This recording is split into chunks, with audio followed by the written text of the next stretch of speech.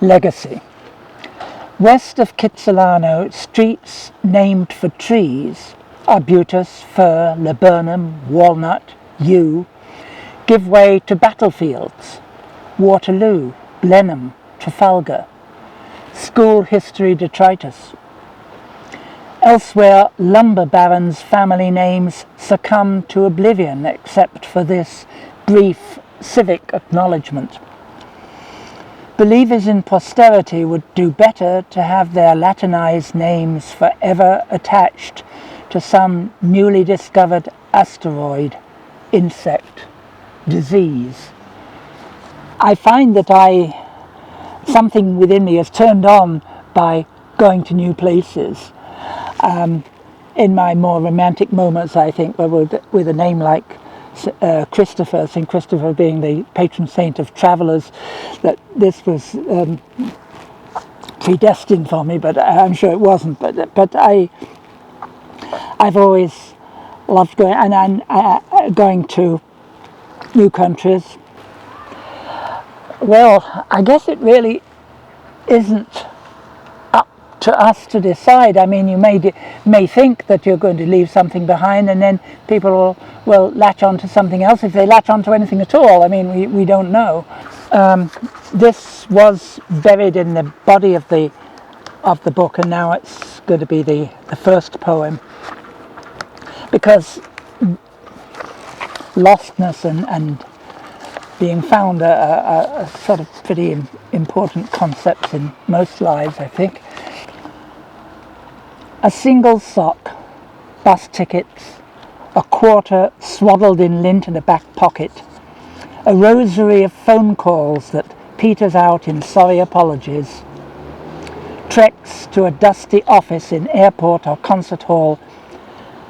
Forget the trivia and troves of things not so easily replaced. Prescription glasses, watches, credit cards, even a wedding ring. No end to what is lost. Focus instead on a best friend struck down in his prime, a lost chance of making good on a promise, a love that did not work out. Above all, know when to give up. Mudlarks scour the city's riverbanks, hoping to find discarded coins, Roman amphora, pottery shards, as if to establish continuity. Once hit and miss, nowadays radar and metal detectors make tracking things easier. Finders keepers. Not only treasure, also hidden mass graves, missing persons, alternate histories. After the loss of life, a jury's findings or a cenotaph, mass remembrance or the profit and loss, collateral damage of sweatshops, factories that furnish our plenitude beside dark streams in land we never think of and have not visited, corpses covered up by a balance sheet. Old age makes room for loss. It is the price of survival.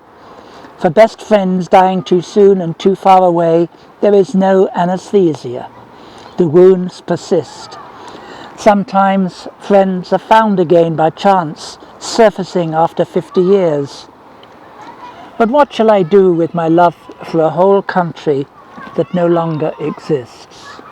The chiropractor adjusts my neck and spine to release built-up tensions. The psychiatrist urges me to let go of suicidal grief. Likewise, insurance agents calculate loss, put a price on a child's life. We settle in, come to terms, try despite failing eyesight to see things in perspective. Though once I had a photographic memory, those negatives are lost and will not develop in the dark room of the future. With language, the same. Halfway through a conversation, I am lost for words, lose the thread, hear the whole story unravel. With time, language disintegrates. Not just the words themselves are lost to dementia. The power of speech is taken over by corporate empires. Unique ways of feeling are lost as languages disappear. So too with friends. After a while, with Christmas or birthday letters and phone calls unanswered, I learned to suspect the worst. But removing their names from diaries and calendars brings no resolution, no closure. At a loss, we find ourselves in things noticed in passing as we randomly stumble upon an organist practicing at dusk in an empty chapel. The slant of sunlight thwarted by cloud, the evening stillness of reeds at attention by the river's edge. Wind-flickered wild yellow poppies peripheral by the roadside. In a meadow, a single voice singing but unaware of any listeners, or the grace of a child's impulsive movement. So many times we are taken out of ourselves and find meaning. We are made to concentrate wholly on what will endure, what is given.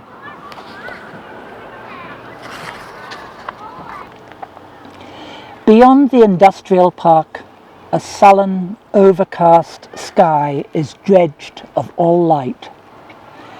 Why drive out here unless for sustenance, or at least some interim content? Though distanced too far away, at the end of a miles-long jetty and beyond earshot, the grey of the Salish Sea at low tide, the blurred horizon, answers my mood. Una and I, becoming beachcombers, stoop to inspect fragments, tide rack of broken clam, crab, mussel that the gulls discarded. Last night my watch stopped. Now, with a new battery installed, I know I can't live outside time's fragile certainty. As shadows regroup among the few dishevelled trees edging the salt flats, the nearby airport's roar of arrival, departure is mute. The wind barely a whisper. Endless silence. For now, from here, the sea is in abeyance. It will return.